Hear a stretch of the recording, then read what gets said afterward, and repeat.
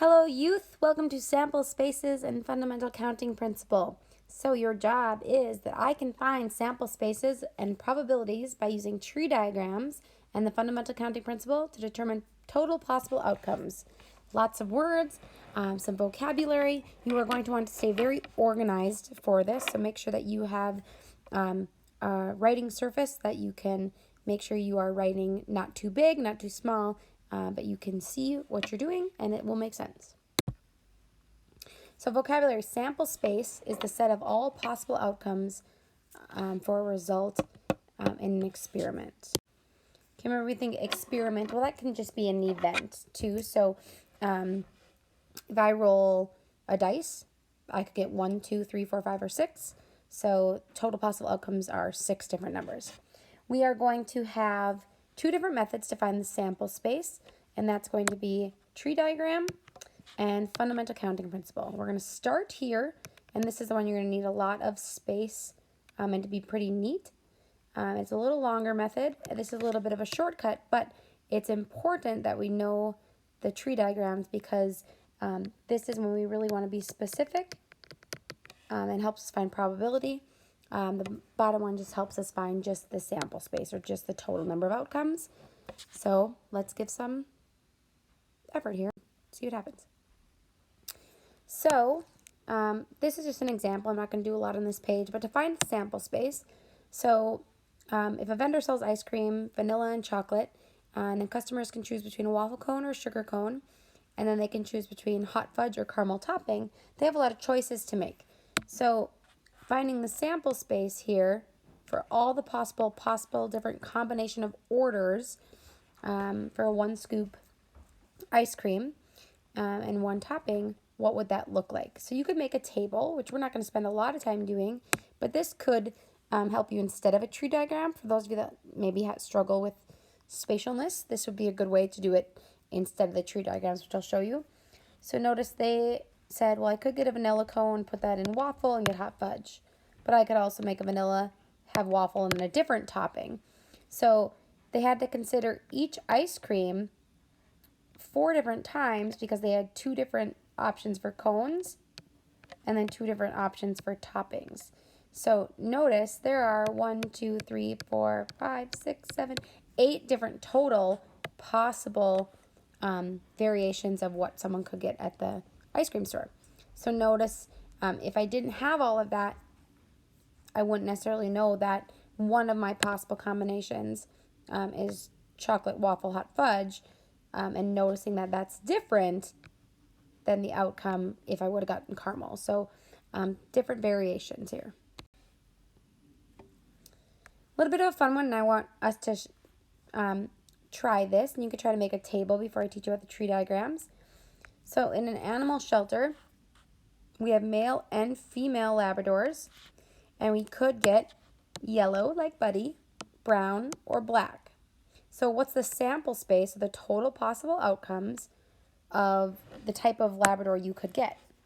So you could start, right, with just male or female. Well, maybe I get a male. That male could be yellow,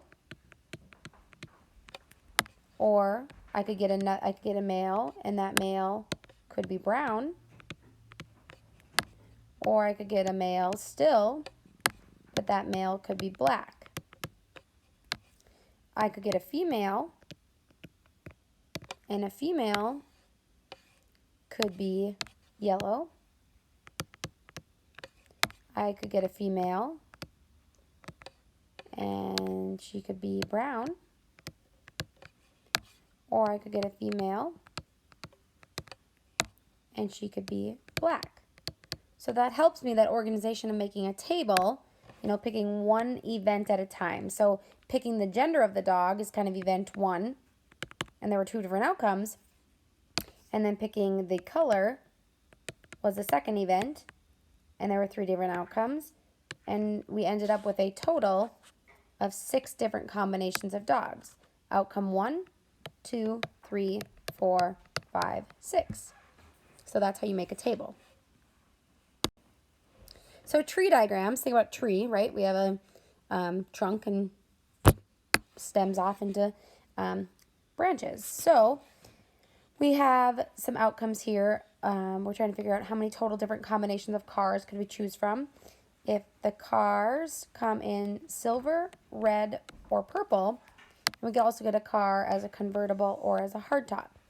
So what you can do is start by just listing in a tree diagram. You kind of have your events, just like in the table. Well, event 1 is that it could be silver. You can just use codes too, red, or it could be purple. So you just kind of list out, you could write it in words, or list it with like, write the first letter. That's event 1. Well, after I pick my color, then maybe I get to pick the top, and that's event 2. So maybe I write event 1 is picking the color, event 2 is picking the top. Well, it could be silver, and if it's silver, it could be a convertible, or it could be a hardtop. But I also could have picked a red one, and the red could be a convertible or a hardtop. Or I could have got purple, and that could have been a convertible or a hardtop. So what you can see is that, again, I had 3 choices and 2 choices. I ended up with 6 total choices. Could have been a silver convertible, a silver hardtop, a red convertible, a red hardtop, or a purple convertible and a purple hardtop. So again, I'm just using letters right now. That might be helpful for you. Some of you might want to write it out just to make sure you go back and you knew what those things meant when you check it. Because from here, that's where we can see that we have 6 total possible outcomes of different combinations of cars. So then we ask, what's the probability of choosing just a purple convertible? Well, purple convertible, that is 1 of the total 6. Had that question asked me what's the probability of getting a purple, but not caring what the kind was, then you'd see, well, I have 2 of the 6, so 1/3.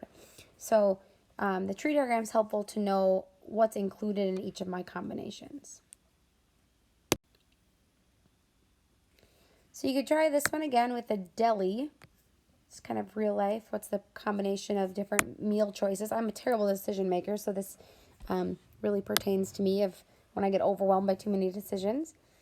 At the deli, I can choose from getting a salad bar, wing bar, or soup bar. So I'm considering that to be event 1. I have to pick that first. And then I could get a bun or a breadstick. So my carbs seem to be event 2. And then for dessert, I can select for pudding and a slice of pie. So that seems to be event 3.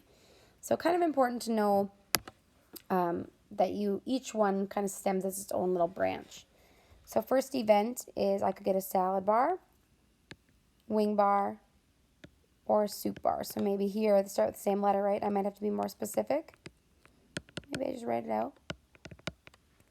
If I pick soup, but then I still have the choice of getting a bun or a breadstick. So bun or a breadstick. But if I would have got the wings, I also could have gotten a bun or a breadstick. Soup, I still could have get a bun or a breadstick. A lot of repeats here. And then for dessert, so I could have gotten a salad and a bun. And then a pudding. That's kind of got messy. Sorry about that. Or a slice of pie. So I could have a salad, bun, pudding, or a salad, bun, and pie. So it continues on. I could have got a salad, breadstick, pudding, salad, breadstick, pie. And this is how, see, organizing gets a little tough here. My marker might be too wide. And the same thing's going to continue.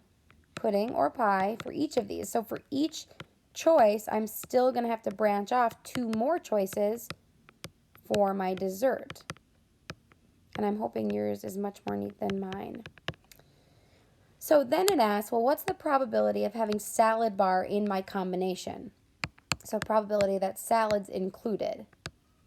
So not necessarily that it's the only option. So first you figure out how many total outcomes there were, because that's what the question was, right? So each ending branch is how many combinations. So salad, bun, pudding is 1.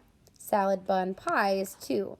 So each ending branch counts as a 1 total different combination. So 1, 2, 3, 4, 5, 6, 7, 8, 9, 10, 11, 12 total combinations, 12 total different outcomes. And of those, this is where it's kind of important. All of these stem from salad. So I could have a salad, bun, pudding, or salad, breadstick. Oops, salad, bun, see? Gets a little messy. Pie. But then I could also have a salad, breadstick, pudding, and a salad, bun, breadstick pie. See? It gets a little bit messy if you're not neat, but I can see here salad's included in 1, 2, 3, 4 of those 12 possible outcomes, or 1/3. Okay, so fundamental counting principle. This is when you have one event has m possible outcomes. Remember, we do a variable when we don't know a value, so it could be anything. So event 1 has a certain number of outcomes, and the second event has another certain number of outcomes. Then the first event followed by the second event, you multiply their outcomes together to find the total possible outcomes. So you are essentially just multiplying here. So think about, and again, this helps to just know the total number of outcomes, but not necessarily the specifics, and sometimes we do need to know specifics.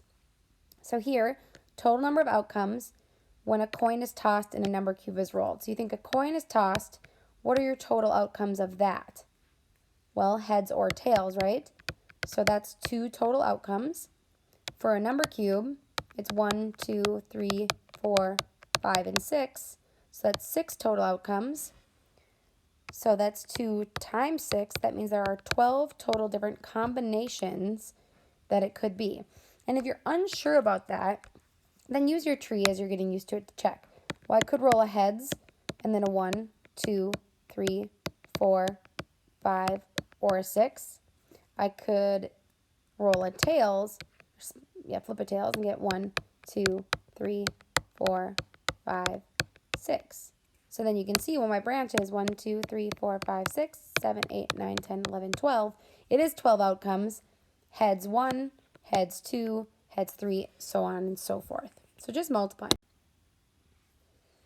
So giving this a try here, find the total number of outcomes when choosing a bike from bike helmets that come in 3 colors and 2 styles. So I think 3 colors could be, red, black, yellow, and then 2 styles, maybe face mask or no face mask. I don't know why you'd have that in a bike helmet. And I could do a tree diagram, but here I know for every red one, I have 2 choices, right? So for each red one, if I had face or no face, that's going to be for each one, there's 2 additional. So that's where my 3 colors, each of those multiplied, right, if we're doing repeated addition, times the 2 styles, there are going to be 6 total outcomes. Just multiplying your events. So then a jean shop is selling young men's jeans in different sizes, styles, and lengths. So we have 3 events here, waist, length, and style. So that means that the total number of outcomes, right, we have 1, 2, 3, 4, 5 to choose from waist size, 3 to choose from length, and 3 to choose from style. So the total number of outcomes, 15 times 3, there are going to be 45 different combinations of pants that we could choose from. So then if I'm asked to find the probability that I would get a 32, 34 slim fit, that's going to be, and that's going each from here, the waist size length, that is going to be one of the total 45 choices. So just a couple more to try, and then you are on your own. So find the total number of outcomes when a coin is flipped 3 times. So think about a coin. A coin always has heads or tails. So you could use fundamental counting principle here or tree diagram.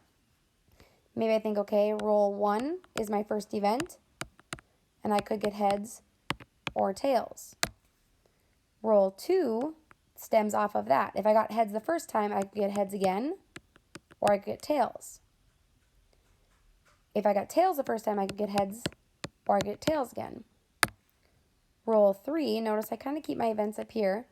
I could have gotten a heads, heads, and then a heads again, or I could have got a third tails. So each event is going to have an additional 2 outcomes for every time.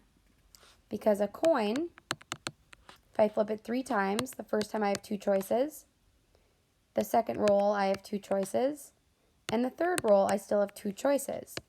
Multiplying those together, I should have 8 total outcomes. Let's count and see if that's true. 1, 2, 3, 4, 5, 6, 7, 8. So I got 8 either way if I did the tree diagram here or if I did the fundamental counting principle here. So find the total number of outcomes when a dice is rolled 2 times. So again, I'm thinking dice, roll 1. There are 6 outcomes, 1 through 6. Roll 2. There are still 6 outcomes, 1 through 6. So 6 times 6 is 36 total possible outcomes. Awesome. So now I want to see you try some things. This is going to be at the bottom of your notes. This is going to be what you submit to me. So you might want to pause here and just kind of look it over, give some a try. You're going to make a tree diagram showing the sample space for a number, letter, and shape combination. So make sure you read the directions here, okay? So we want to make a tree diagram for this one, seeing your understanding of that. Notice you're given 2 choices for a number, 3 for a letter, 2 for a shape, but we want to see a tree diagram of what those combinations would look like and what the probability is of finding this specific combination. So that's 2 there. Third one here, we're looking for the fundamental counting principle. So we want to see you using that strategy to find the total number of outcomes if a coin is flipped 5 times now. And then the last one, it's a beautiful day to go outside, and I'm going to be active. I'm going to choose between a walk. So just make sure you break up which the events are. Okay, choosing between walk, bike ride, rollerblading. And then, so this is the next event, you want to go for how long you're going to go for. And then lastly, so third event, am I going to go by myself or with a friend? So then ask how many total outcomes. So you can choose here fundamental counting principle and or tree diagram. Awesome. Don't forget to upload your notes and let's have a super awesome day.